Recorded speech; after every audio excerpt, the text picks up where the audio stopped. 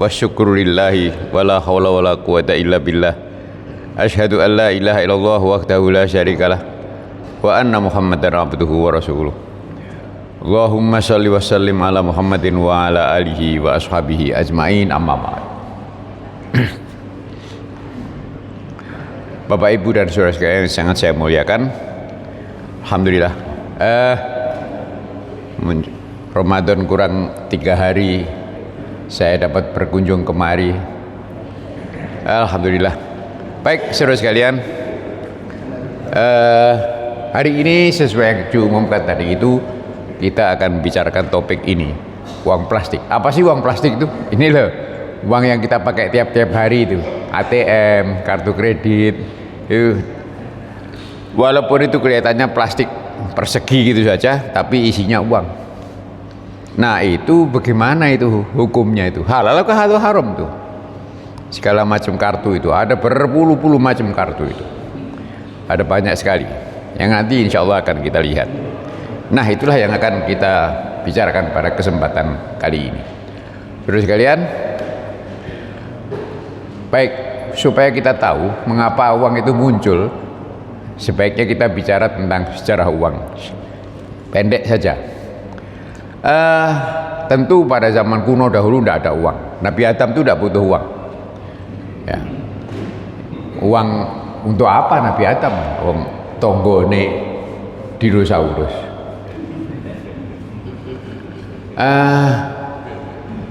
Toko yang tidak ada, pasar apalagi. Nah saudara sekalian, oke, itu zaman sudah ya. Kemudian muncul banyak manusia bermasyarakat, mulailah orang itu merasa bahwa manusia itu tidak dapat memenuhi kebutuhannya sendiri ya, maka itu perlu dia dengan orang lain. Nah demikian. Tapi itu dimulai semuanya dari barter, tukar menukar barang ya. Ini barter itu tukar menukar barang ditukar dengan barang. Saya punya padi, panjenengan mempunyai kain, itu misalnya, lalu tukar.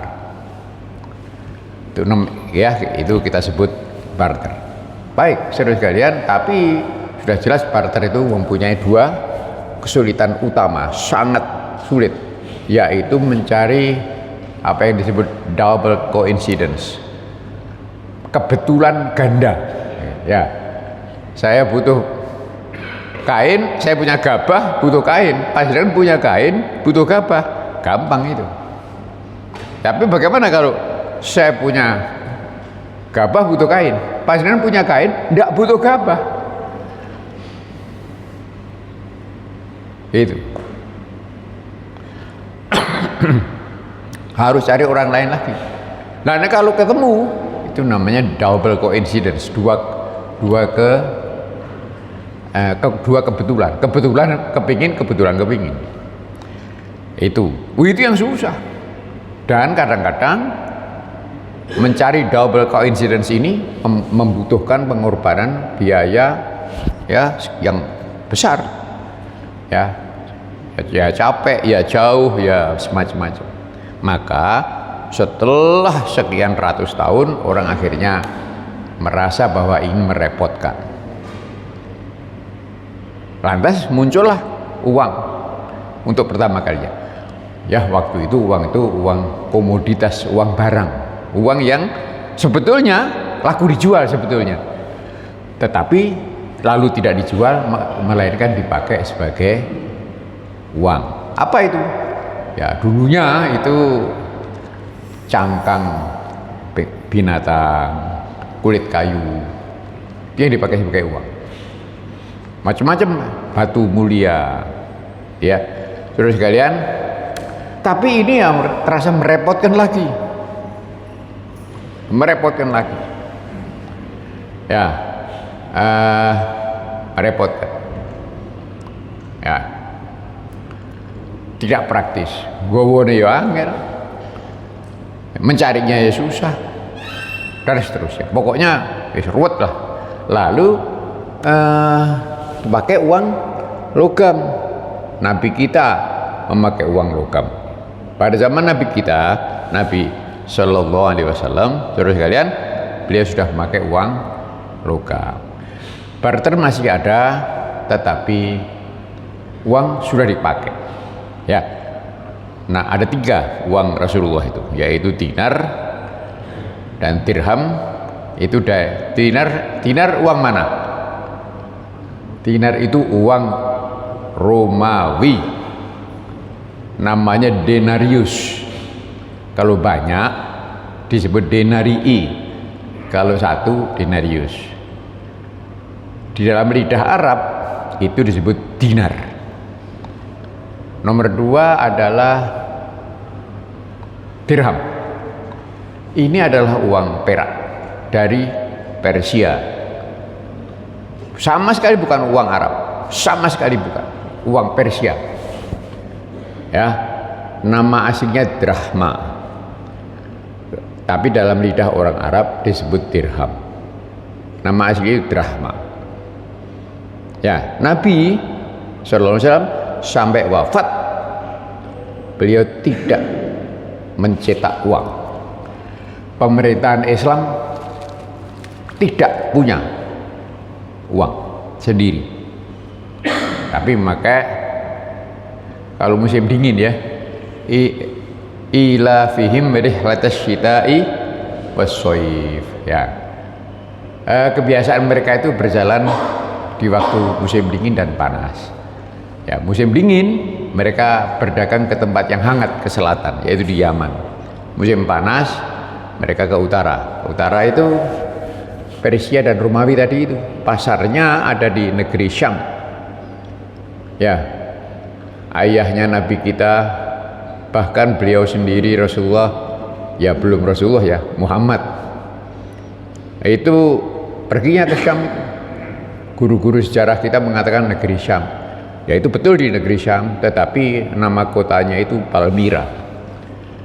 Palmyra itu jajahan Romawi, negara jajahan Romawi, kota.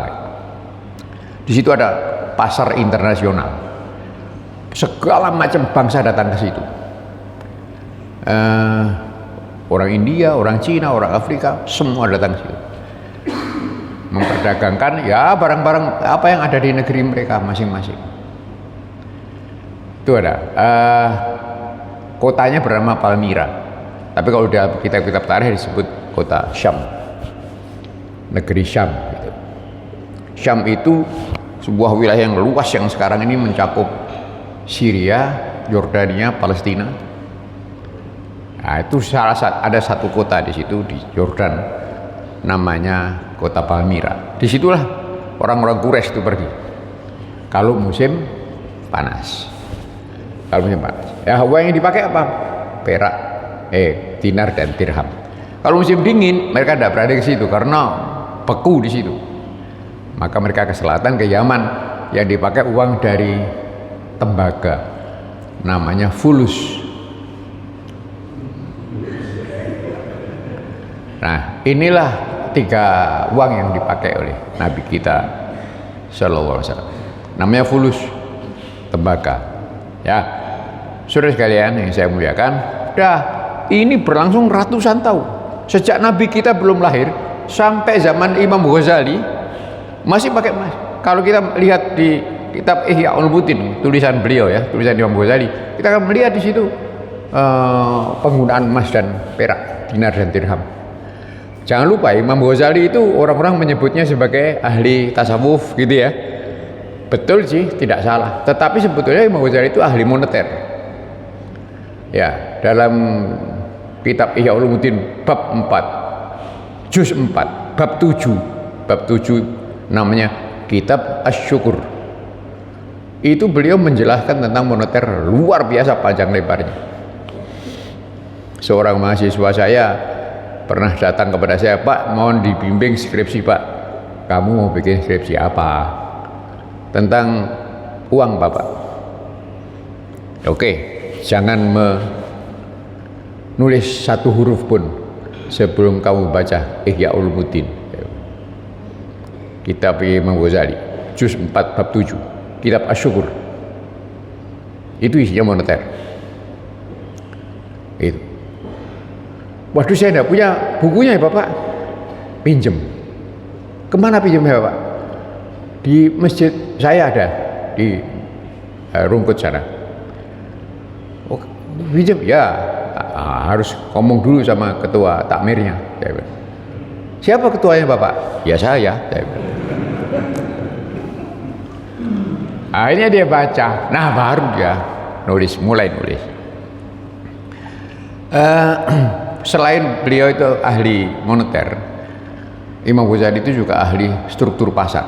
Ini untuk yang bahkan beliau itu orang-orang pertama, termasuk orang pertama yang orang-orang kelompok pertama yang membicarakan tentang persaingan, elastisitas permintaan, ya, pergeseran kurva supply dan seterusnya. Itu yang mengherankan sekali bahwa pada zaman itu beliau sudah menulis seperti itu. Tapi nanti akhirnya akan disempurnakan oleh Imam Abu Yusuf, kemudian disempurnakan lagi. Paling akhir di kalangan kaum muslimin kuno itu disempurnakan Imam Ibnu Taimiyah. Baik, saya teruskan, saudara sekalian. Uang logam ini Nabi pakai itu sampai ratusan tahun. Ini umurnya uang logam. Baru kemudian orang merasa repot lagi. Ya, gimana nggak repot? Panjangan nggak duit 100 keping saja sudah pusing itu. Bunyi terus kalau di jalan, gerimbing gitu. Apot lagi. Belum lagi menentukan nilainya. Kalau sak bunder begini dengan sak bunder itu sama apa enggak nih? Gitu. Sampai lama-lama uang itu dicetak, dikasih tulisan 1 dinar gitu. Ada. Dan aneh bin ajaib, jangan kaget saudara sekalian. Uang dinar yang dipakai Rasulullah itu, sini gambarnya Heraklius, apa itu raja dengan putra mahkota ya. Baliknya ini gambar salib. Uang dinar itu yang dipakai Nabi. Beratnya 4,76 gram. Baik, saudara sekalian yang saya muliakan, makin lama makin repot. Lantas ada yang orang pinter di sana, di Palmyra sana, itu kan jajahan Romawi, jadi ya orang Italia, orang Romawi yang berbahasa Romawi gitu ya. Dia bawa meja dari rumah ini, bawa meja ditulisi titip duit gitu tulisannya. Ada orang titip duit ya, dikasih catatan titip 20 keping misalnya begitu ya, nanti dia punya uang lagi, titip lagi. Kalau dia mau pulang ke negerinya, dia ambil titipannya itu. Aku apa boleh nang negara Arab misalnya, negara India misalnya gitu ya, dia ambil semua bawa pulang uangnya itu. Saudara sekalian, lah dia hanya bondo meja ini. Meja itu bahasa Italianya banco ya, itulah bank ya. Lantas orang-orang tadi itu berlangsung beratus-ratus tahun, titip tadi. Lama-lama orang mikir, ada tulisan 20 keping misalnya gitu, titip 20 keping gitu misalnya. Itu lama-lama orang pakai ini kertas yang tulisannya 20 keping tadi itu kayak belanja ya, yang total tuku kok gawe kertas gak main waconda. Oh iya itu. Akhirnya makin hari makin orang itu tidak lagi menggunakan emas dan perak, tapi menggunakan kertas. Cuman kertas tadi ada emasnya, ada tulisannya, catatan biasa ya. Kalau ini umurnya tidak panjang, nggak sampai 100 tahun uang bangko ini ya. Si bangko ini dulunya hanya lembaga penitipan tok. Kalau yang titip uang di situ bayar, kayak kita titip sepeda itu bayar. Ini juga gitu, titip uang bayar. Lama-lama saudara sekalian berubah fungsinya. Setelah kertas tadi itu jadi uang, ini lalu menjadi sibuk lagi bangko tadi. Gitu. Nah, kemudian saudara sekalian, uang logam itu, maka muncullah kemudian uang kertas tadi itu yang saya ceritakan tadi barusan. Uang kertas itu ya pokoknya dua catatan, ada tulisannya 10 keping begitu ya, sudah jadi uang tuh. Tapi ini nggak lama ya, nggak sampai 50 tahun. Karena apa nggak lama? Karena banyak orang yang bikin kertas catatan palsu, ganti duit nulis dewe. Wah, akhirnya gegeran, perkelahian, perang, macam-macam. Itu. Lantas pemerintah turun tangan. Wis biar.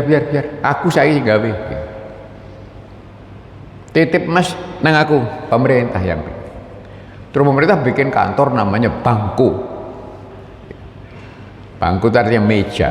Uang nah ke barat sana menjadi bank. Ya. Masuk ke negeri barat. Bangko itu masuk ke negeri Indonesia menjadi bangku. Ya. Apa? Ya meja, bangku itu. Tapi uang kertas ini, wah ya saudara sekalian, ini berlangsung lama menggunakan uang kertas dengan nyaman. Saya dan panjenengan ini mulai kecil dulu udah pakai uang kertas. Ya, tapi bareng wis teko zaman sekarang ini, uang kertas itu pun terasa tidak praktis dan menyulitkan. Ya, sampean dengan bawa uang 10 juta aja sudah susah. Dengan bawa tas terpaksa. Itu. Ya, apalagi bawa 100 juta, udah susah lagi. Ya, maka pelan-pelan sedikit demi sedikit gitu orang lalu berubah menjadi uang plastik itu ya, di ATM ada uang plastiknya ya. Uang plastik tadi itu yang muncul pertama sekali itu adalah ATM, baru kemudian disusul kartu kredit.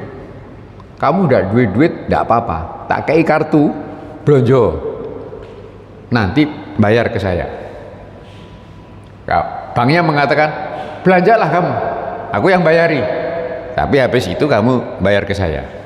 Yang penting kamu bayar dulu, belanja dulu uang plastik. Lalu setelah itu muncul lagi uang bus gak karuan, nanti akan kita lihat. Tapi saudara saya, bis koyo ngono kuwi ya masih terasa menyulitkan. Ya, enak itu duit gak ada plastik-plastikan. Cuma ini apa war nutok itulah yang kita sebut uang digital. Ya.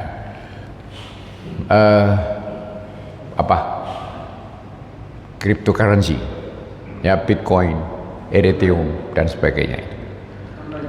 Ya, itu yang uang tidak ada wujudnya.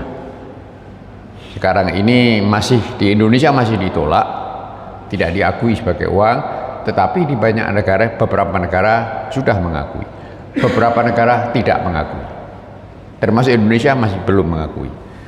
Ngaku maupun tidak mengakui pasti akan ke sana.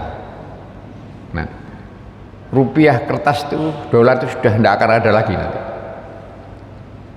Gitu, karena memang merepotkan. Bisa dirampok, bisa dicuri uang kertas itu, tapi uang digital tidak bisa. Gitu. Uang plastik masih bisa dicuri. Orang delok sampean password pin itu loh, ya, jadi perkara perampokan ATM itu macam-macam masalah. Lalu bikin uang yang tidak bisa dirampok, uang digital, uang yang tidak ada wujudnya. Tapi kita belum sampai ke zaman itu, ya mungkin anak atau cucu kita nanti ya. Tetapi ya kita sekarang di zaman uang plastik ini. Sekarang bagaimana? Setelah kartu ATM muncul, kartu kredit muncul, kartu yang lain itu brok fanger irung gawe duit plastik. Gitu. Ya, Telkom bikin T-Cash. Apa itu? Pos. Kantor pos bikin Postpay. Ya, kok abeh enggak dewi. Ya, mari kita lihat. Ya, saudara sekalian, demikian. Ini kartunya. Ya, kartu tadi ya, inilah uang plastik tadi ya. Itu ada 3 macam. Itu yang pertama. Ya, yang berhubungan dengan pembayaran. 2, yang tidak berhubungan dengan pembayaran. 3, yang berhubungan dengan promosi. Ya, kita bicarakan satu demi satu. Yang pertama, kartu yang berhubungan dengan pembayaran. Ini ada dengan berhubungan dengan pembayaran. Ada 2 macam. 1, yang mengharuskan Anda menjadi nasabah bank. 1 lagi yang tidak mengharuskan Anda menjadi nasabah bank. Ada 2 macam. Kita lihat yang pertama, yang mengharuskan Anda menjadi nasabah bank, harus jadi nasabah bank. Itu ada 2, yaitu tadi itu yang kita bicarakan, kartu ATM dan kartu kredit. Ya, kartu ATM itu ya disebut juga kartu debit. Kartu debit dan kartu kredit. Ya, kartu kredit Anda tidak perlu punya uang. Anda punya kartunya saja, Anda belanja. Ya, dibayari oleh bank. Nanti Anda ganti bayar ke bank itu, nyaur. Kemudian kartu ATM Anda harus punya uang. Ya, kalau Anda menabung di bank prak begitu, Anda dikasih kartu. Betul ya? Lalu kartu tadi Anda dapat belanja dengan kartu itu. Ya, semua sudah tahu. Ya. Nah, jadi itu bagaimana? Boleh itu dipakai? Boleh. Ya. Oleh kalian, kedua-duanya ini halal hanya jika dikeluarkan bank syariah. Kartu ATM BCA haram. BNI, BRI, Mandiri dan konco-konconya haram. Haram. Kartu kredit tambah haram mana itu? Kartu kredit. Ya, karena kredit itu berhubungan dengan bunga. Bunga itu riba. Ya, kalau kartu ATM itu kartunya yang menghasilkan riba. Anda kasih uang di bank BOG ya. BOG itu bank ora genah. Itu bank yang riba itu. Ya, BNI, BRI, BCA, Mandiri, Danamon segala macam. Ya, Yahudi kabeh. Lu sistemnya yang Yahudi, bukan orangnya. Itu Anda kasih uang di situ sebagai tabungan, ya, maka uang tadi berbunga, berriba, yang sudah diharamkan oleh Allah dan Rasulnya. Bahkan sejak zaman Nabi Musa sudah diharamkan riba. Ya, kalau kita lihat di kitab sucinya orang Kristen itu, kitab Perjanjian Lama itu, kitab Nabi Musa kan, kitab Ulangan pasal 19 ayat 23, kitab Nabi Yesaya pasal 66 ayat 2 disebut di sana, ya, bahwa bunga itu haram. Baik, maka itu ini baru halal kalau dihilangkan unsur-unsur ribanya itu. Yang bisa menghilangkan itu cuma bank syariah. Ada bank muamalat, ada BSI, ada bank Jatim Syariah, Danamon Syariah, macam-macam. Ada 13 bank syariah. Ya, maka itu saya hanya dapat mengatakan yang masih mempunyai ATM atau kartu kredit dari BOG, bank orang genah itu ya, gunting, ganti. Itu namanya taubat ekonomi. Ya, si gak gelem taubat ya wis jenenge gak gelem, mau apa lagi. Baik, saya teruskan dengan yang bagian berikutnya. Saudara kalian, tadi yang mengharuskan Anda menjadi nasabah bank. Sekarang yang tidak mengharuskan Anda menjadi nasabah bank. Ini ada macam-macam, ada dua macam. Ya, yang pakai deposit dan tidak pakai deposit. Deposit itu apa? Deposit itu uang yang disimpan di bank itu. Ya, di lembaga, tidak harus bank. Ya, Anda tidak harus menjadi nasabah bank, tapi Anda perlu taruh uang di situ. Ya, dulu ketika saya masih kuliah tahun pertama, gitu ya, kawan-kawan saya itu datang dari berbagai daerah. Ya, selain Surabaya. Nah, satu saat saya main ke rumah kawan saya, dia anak Tulungagung.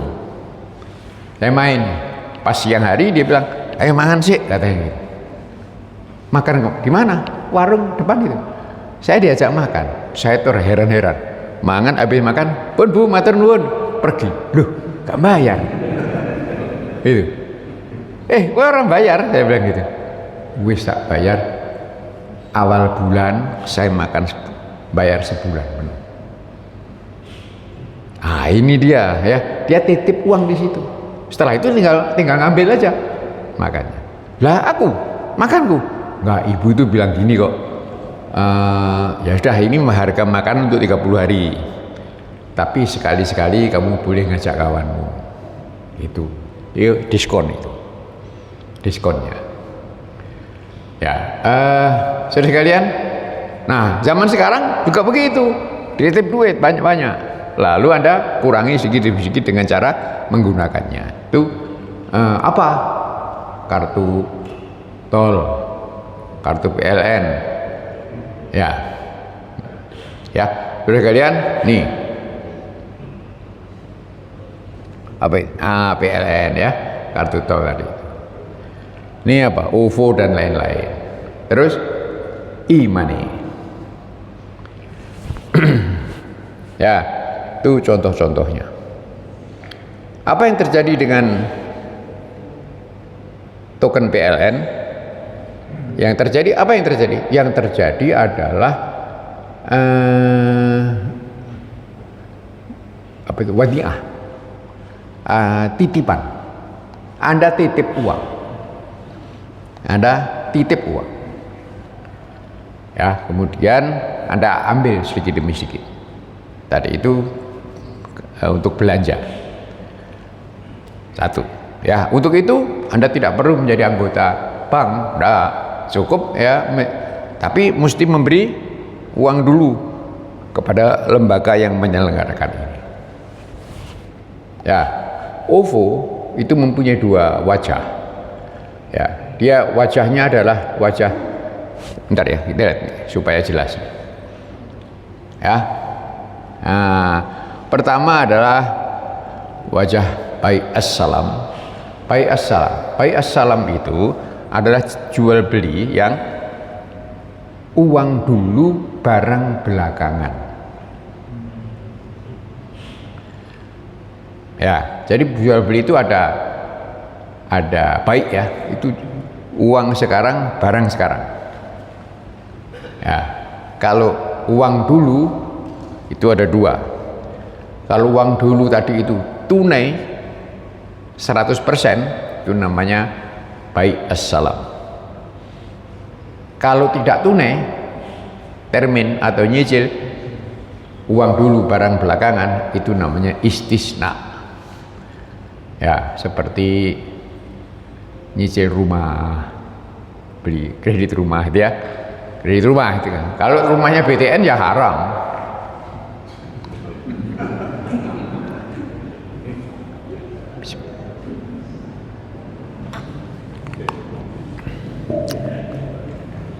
Talangan haji pakai BNI.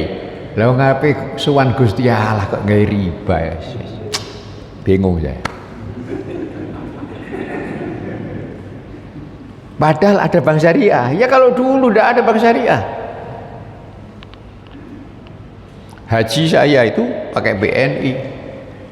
Zaman BNI masih halal. Yang tahun 93 belum ada bank syariah.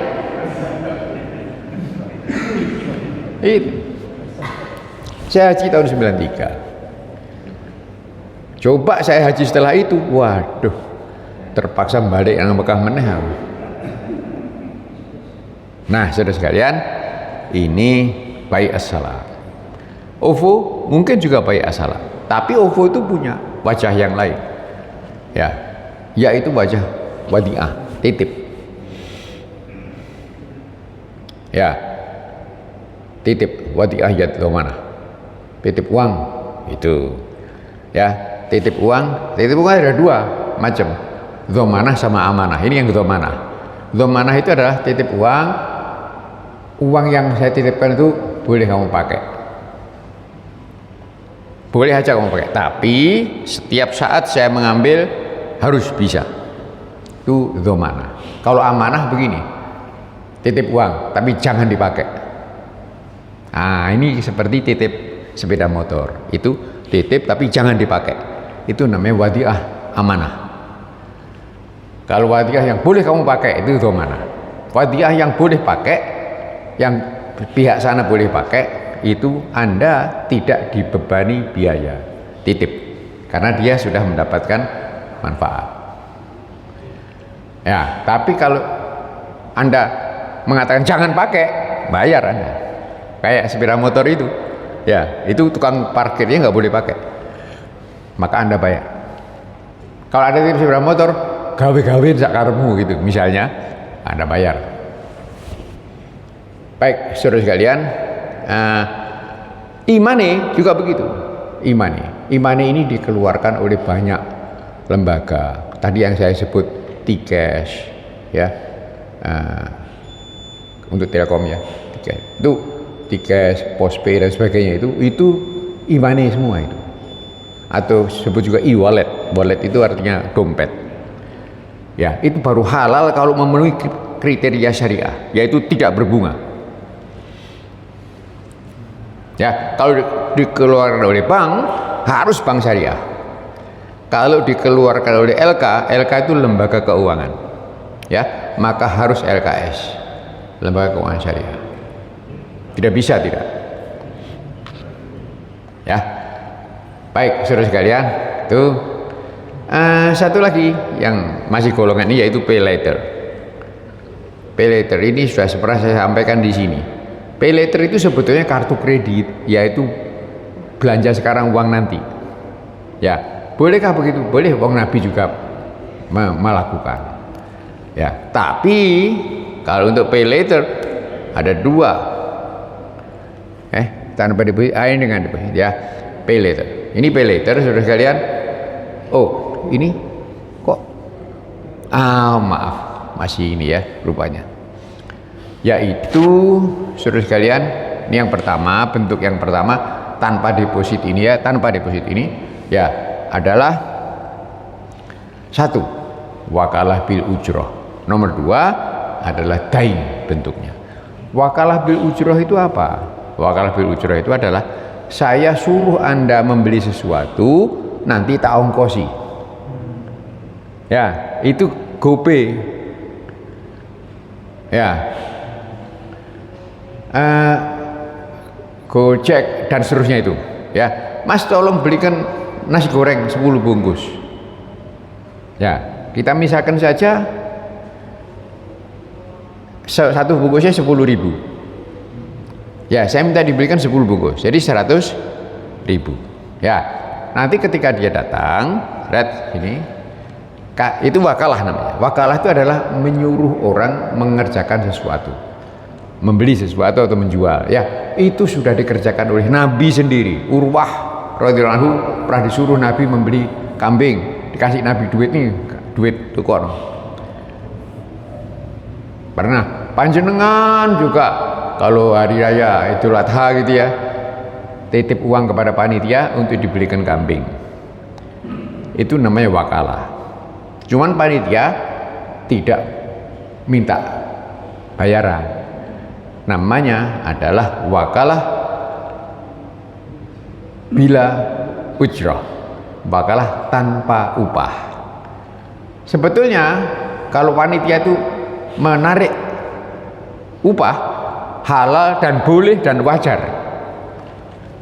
Maka itu di Saudi Arabia kalau panjenengan haji, ya di sana itu kambing 150 harganya, 150 rial ya kambing tuh, tapi yang Anda bayar 300.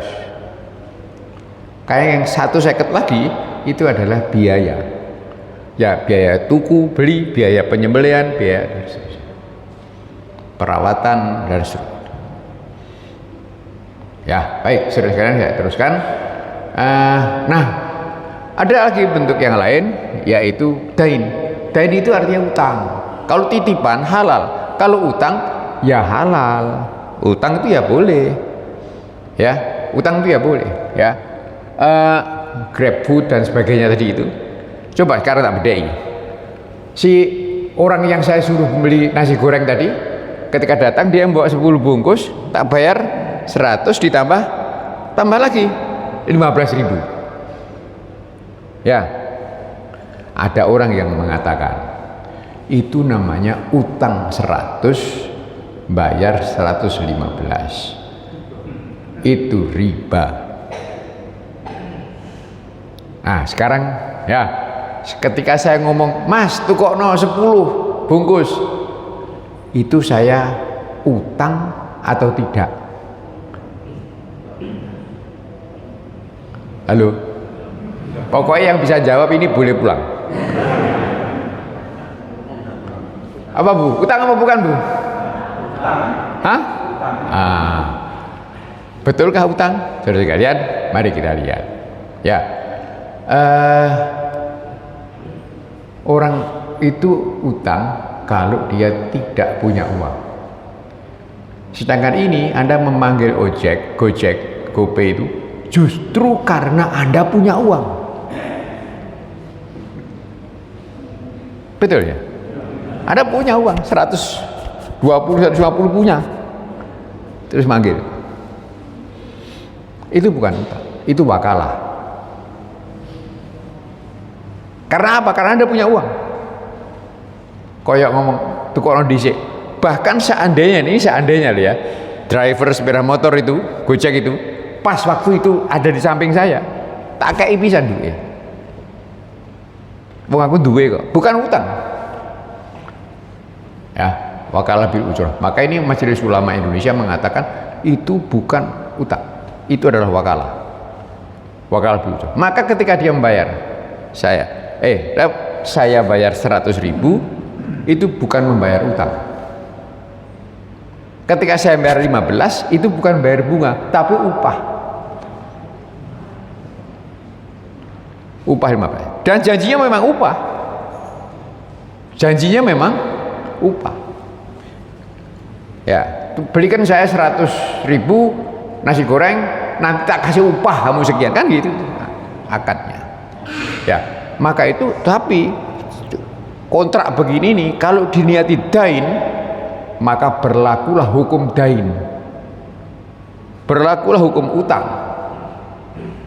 Apa hukum utang itu? Salah satu di antara hukum utang adalah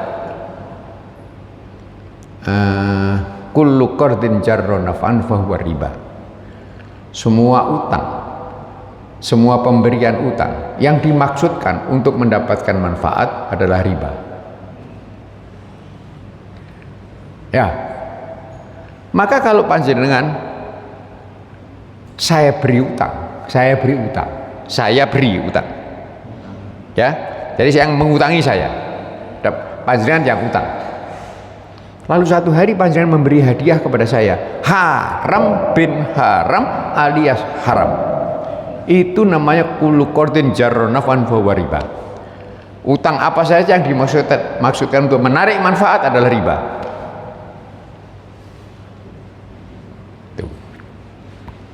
Kata Nabi, kalau kamu memberi utang seseorang, lalu orang itu menawari boncengan unta, diterno mulih gitu ya, kepada kamu, kata Nabi, jangan kamu terima, karena itu adalah riba. Kecuali apabila pemberian boncengan tadi sudah biasa terjadi sejak sebelum transaksi utang. Hadis lain mirip dengan itu. Kalau kamu memberi utang seseorang, lalu orang tadi memberimu makan, jangan kamu terima. karena itu adalah riba, kecuali kalau pemberian makan itu udah biasa terjadi sebelumnya. Ya, panjenengan tak kasih utang, saya kasih utang. Ya, hati saya mengatakan tak kasih utang ini supaya nanti kalau aku ada urusan dengan dia dipermudah. Itu riba.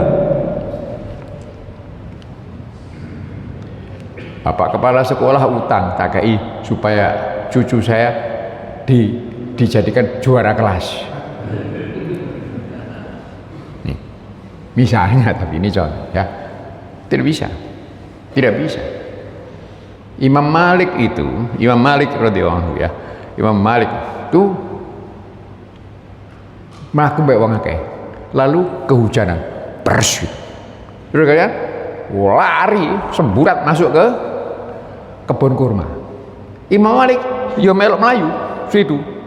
Tapi sampai di luar kebun, tiba-tiba beliau berhenti. Tek. Meneng. Kudanan, teles kepes. Imam, sini Imam. Ya sekau. Wis. Aku nang kene ae gitu. Hujan reda, semua orang kumpul lagi. Imam, basah kuyup kayak gini. Kenapa Imam enggak masuk? Aku mau jawab mlebu yo kan, katanya. Lalu tiba-tiba saya ingat, kebun kurma ini milik si fulan. Lalu kenapa? Si fulan itu punya utang kepada saya. Kalau saya berteduh, saya mengambil manfaat dari itu.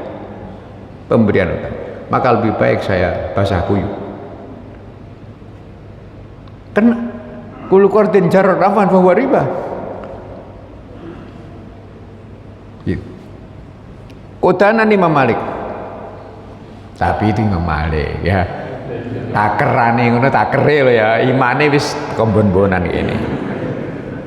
Nek kula panjenengan ya kira-kira andinge bon-bonan sini.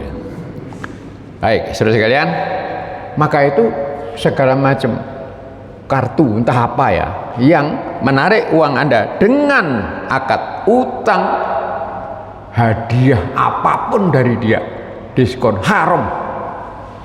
Nah, ini biasanya Gojek itu, Gojek apa itu ya, pokoknya kendaraan gitu. Ya, Anda harus punya dulu duit di bank. Terus setelah itu, ya tinggal ada wira-wiri kesana kemari pakai Gojek pakai apa gitu dengan uang yang ada di bank tadi. Kadang-kadang bank itu memberi diskon. Diskonnya ini haram. Gitu. Ya karena Anda memberi utang kepada bank. Kok utang Pak? Memang setiap rupiah yang apa yang masukkan ke bank konvensional itu utang, pemberian utang. Baik, terus kalian. Sekarang yang terakhir, yang pay later ya. Pay later ini boleh asal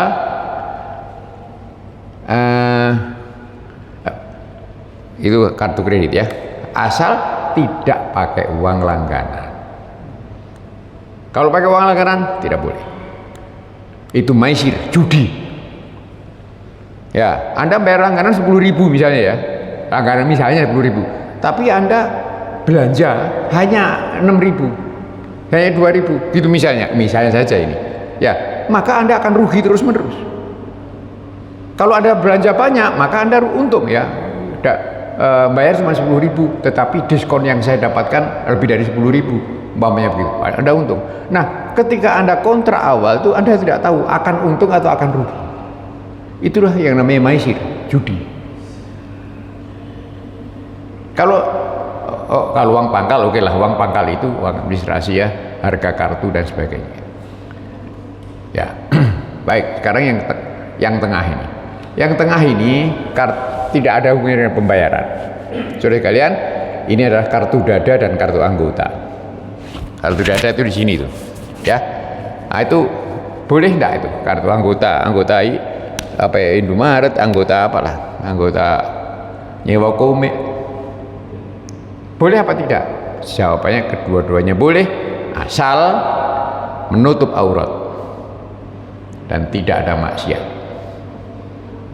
Ya, jadi gambarnya fotonya foto yang berjilbab gitu kalau ya misalnya ya, dan itu bukan anggota dari satu lembaga maksiat.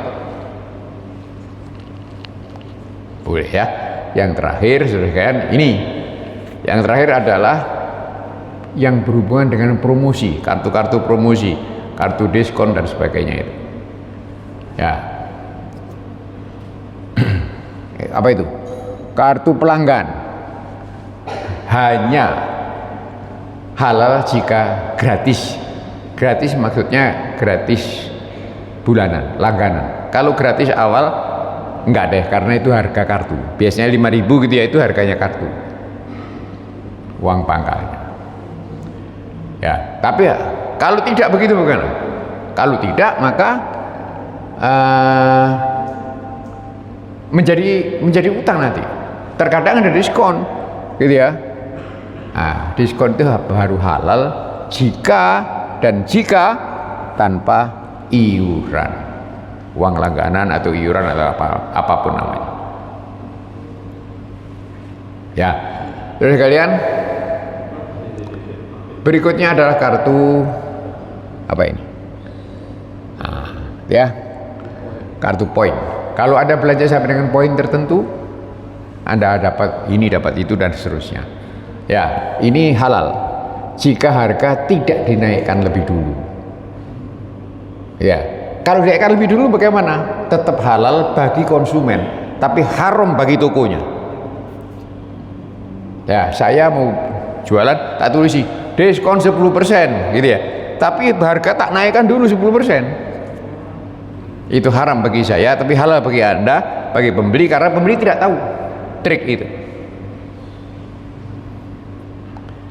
Ya, kayak MLM itu. MLM itu yang haram cuman penyelenggaranya.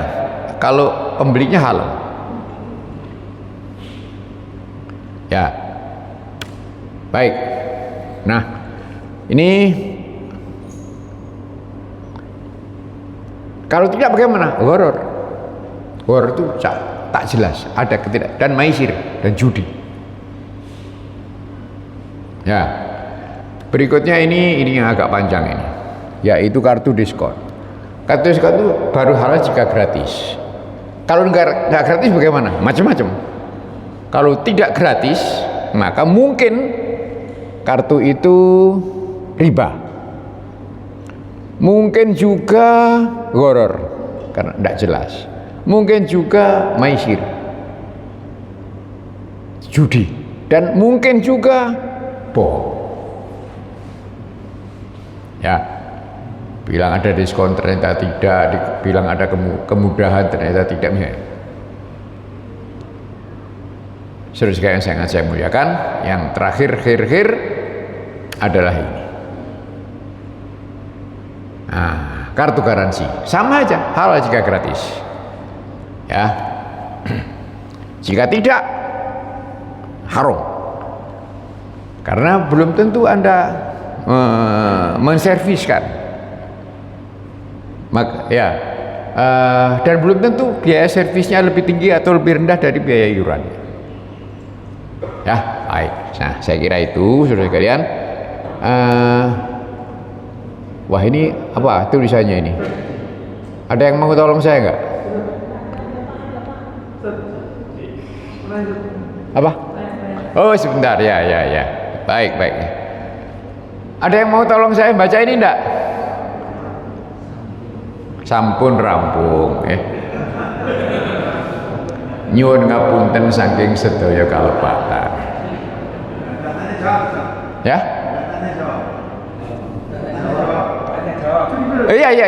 Iya. Silakan. Oh, COD. Ya. Kalau cash on delivery ya, COD itu cash on delivery, bayar ketika barang sudah datang. Ya, mungkin ditanyakan hukumnya bagaimana gitu ya. COD, saudara, itu adalah barang dulu uang belakangan. Barang dulu uang belakangan. Ya, ini barangnya, uangnya nanti. Itu adalah al-bai' bit taqsid, jual beli kredit. Jual beli dibolehkan asal tidak berbunga. Semua utang boleh asal tidak ada bunganya. Karena yang haram itu bukan utangnya, tetapi bunganya. Gitu Pak? Insya Allah oke. Pungutan pajak bagaimana? Pungutan pajak. Pajak. Nabi mengatakan sohibul maks itu tidak akan masuk surga, tempat di neraka. Al maks ini ada yang menerjemahkan pajak. Sebetulnya yang terjadi adalah bukan pajak, karena pajak itu bahasa Arabnya dzoribah.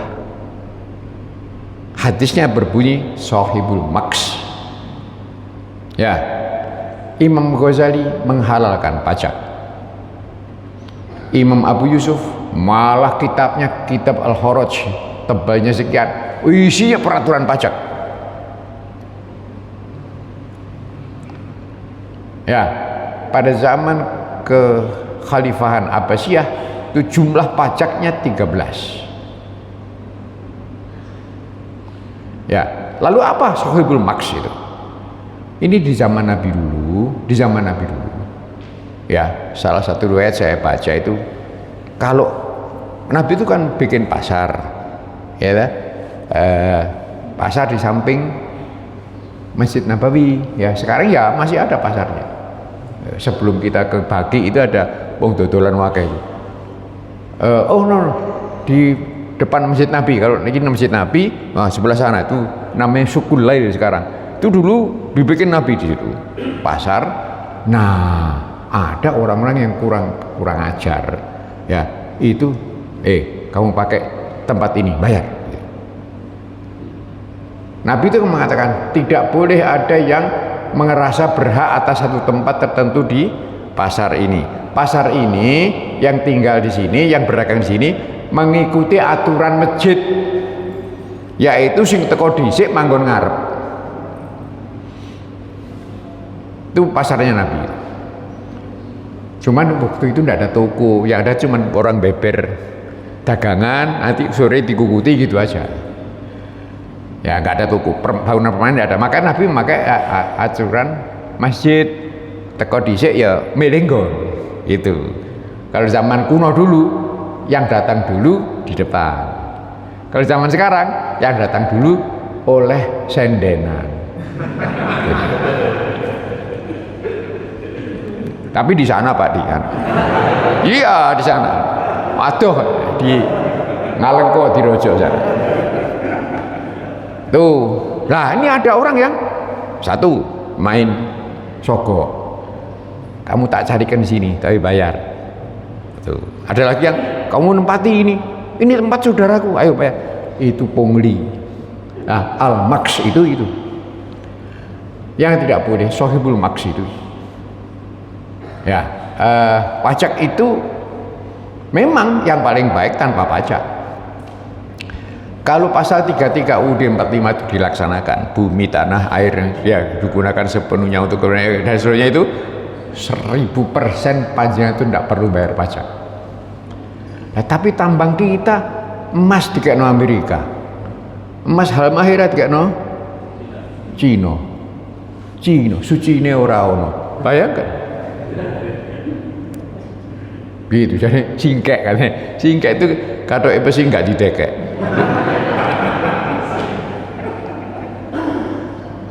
Tapi zero kafir kaca yang Islam enggak. Kalau Cina yang Islam ya saudara kita.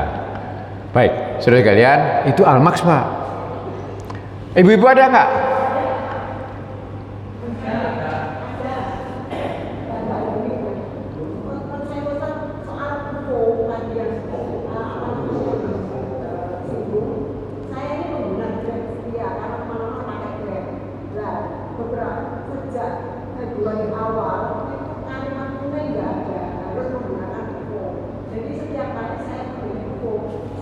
Ruko?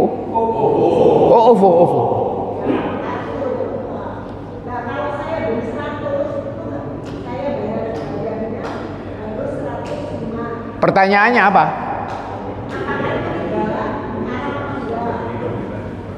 Matur nuwun. Ya.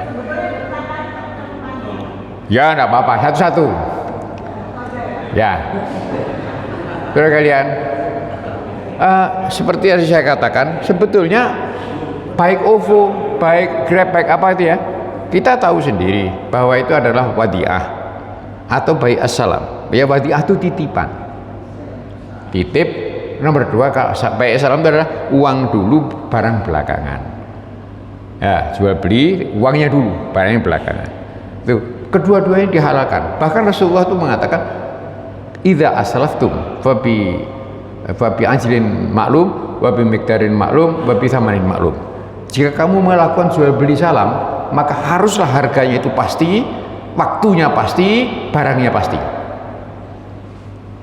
Rasulullah bilang, itu artinya izin Rasul kamu mengerjakan jual beli salam. Ya, nah pembukaan istilah-istilah begini ini, saya nun sewu ya kepada panitia, saya nun sewu banget, nun sewu banget. Itu saya membaca di sana tadi itu warok wakaf Ramadan ya, pemenang mau wakaf ya. Saya hanya bertanya, mengapa pakai akad wakaf? Akad wakaf akan mengikat panjenengan, tidak bebas menggunakan harta itu. Gitu. Kalau dikasih akadnya infak lebih bagus. Wakaf itu adalah 2 kan syaratnya.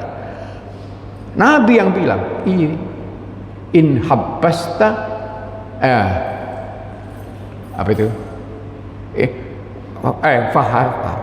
Habbasta batasaddaq biha. Ya, Umar bin Khattab mengatakan, Nabi, aku punya tanah yang bagus di Khaybar, kurmanya bagus-bagus, aku mohon perintahmu. Nabi mengatakan, in syi'ta habbasta batasaddaq biha.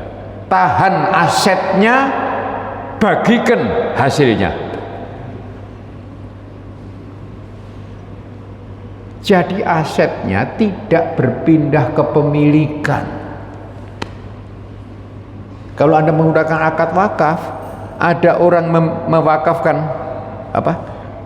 Betoneser itu tidak pindah kepemilikan.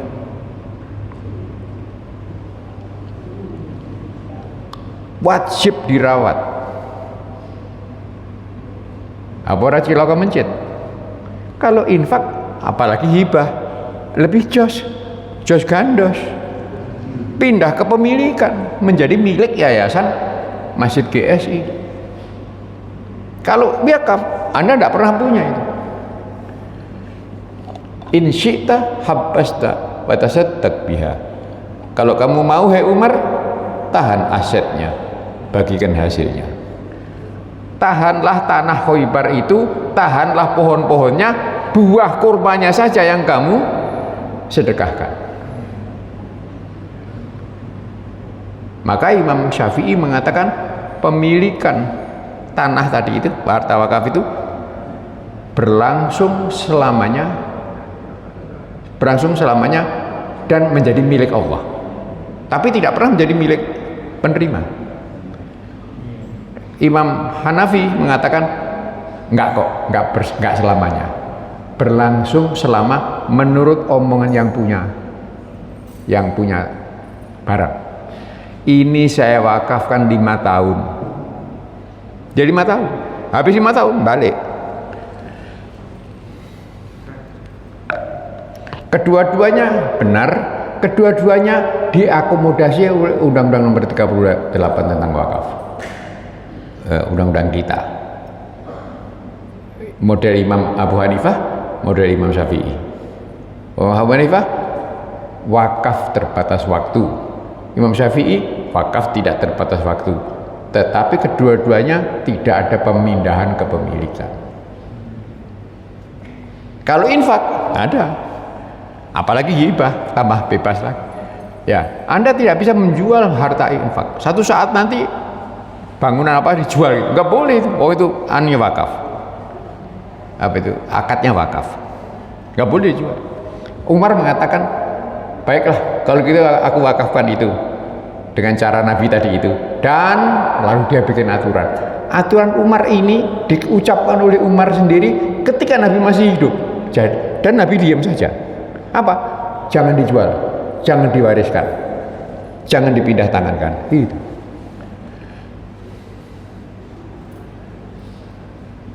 Ya, tuh, nah sekarang kalau wakaf Quran di masjid-masjid ya wakaf, itu saja ini cuman salah istilah saja. Itu bukan wakaf, itu infak itu. Ya, karena in syi'ta habbasta wa tasaddaq biha. Ya, kamu tahan asetnya dan bersedekahlah dengan buahnya.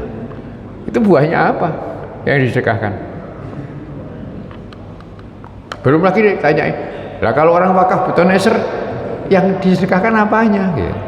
Wa tasaddaq biha, engkau bersedekah dengannya, kan gitu itu artinya itu. In syi'ta habbasta wa tasaddaq biha. Tahan tanahnya, tahan barangnya. Wa tasaddaq biha, lalu bersedekahlah dengannya. Tapi barangnya tetap milikmu atau tidak pindah tangan. Terus ada lagi satu yang saya diajak bicara sahabat saya Bu Umi. Nanti Bu Umi ada, Umi Farika. Yang tanya tadi itu, wis mulai apa urung gitu loh. Pak Imam di bojone.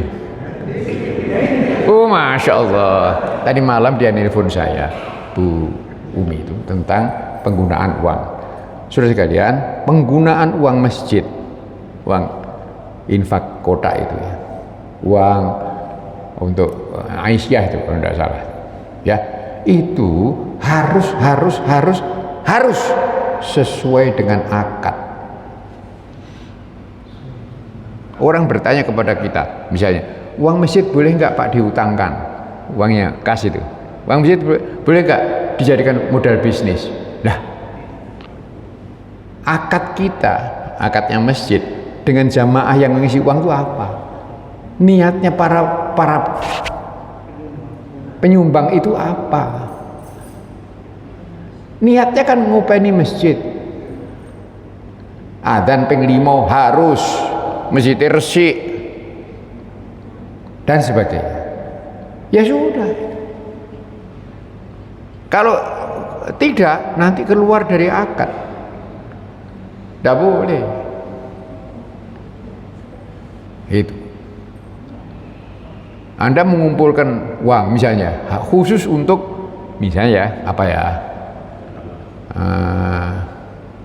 bikin acara lah pokoknya ya, Ramadan gitu, misalnya ya, untuk menghadapi Ramadan mau bikin atau acara apa, mengumpulkan uang, ternyata sisa uangnya, pakai apa ya?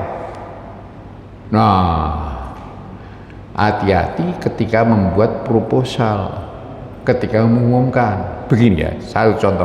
Saudara sekalian, masjid jangan memerlukan bantuan Anda, kita mau bikin acara ini. Ya, marilah. Sebelumnya saya sampaikan bahwa uang itu akan digunakan sepenuhnya untuk acara itu. Jika sisa, saya mohon keikhlasan saudara untuk masjid menggunakannya bagi keperluan lain. Nah, itu dia. Itu kalau enggak gitu nggak bisa. Bis kadung ngomong untuk bikin acara ini kok perlombaan lari karung misalnya atau apa ya, lomba baca Quran dan seterusnya, ya sudah ngomongnya gawe itu ya hanya untuk itu gitu ya. Bismillah.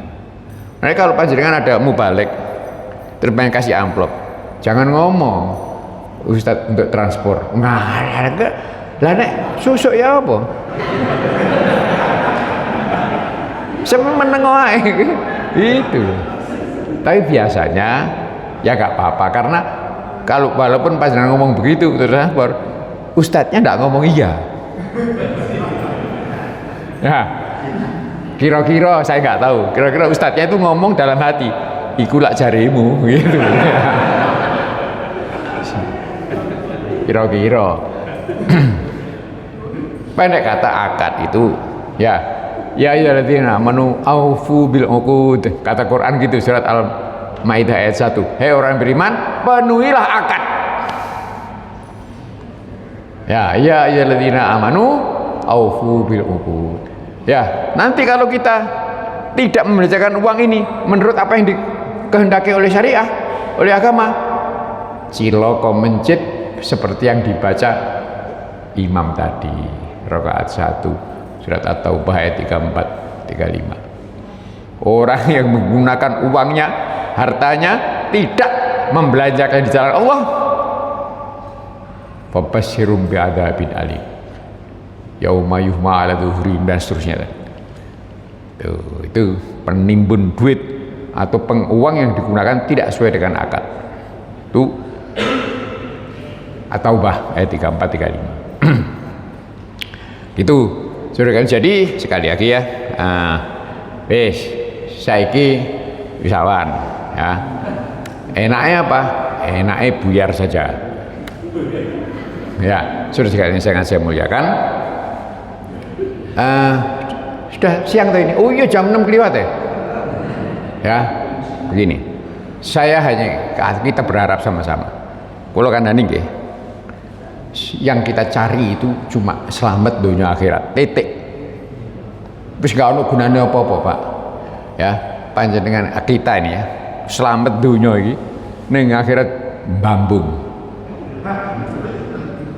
Ya, hanya gara-gara hawa nafsu ngotot kepingin tetap nanggone BNI menjadi pelanggan setia. Alah.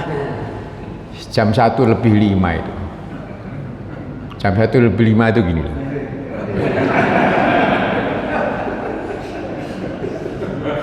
Belani opo itu loh.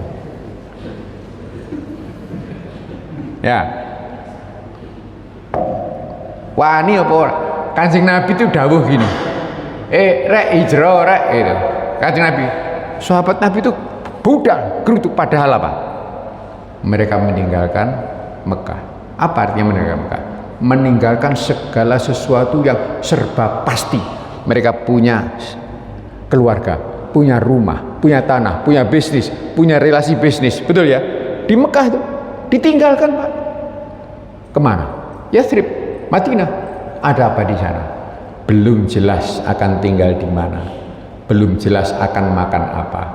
Belum jelas akan kerja apa. Tapi budal. Itu carane wong hijrah. Itu caranya. Diperintah Nabi budal kon, nggih budal. Budal.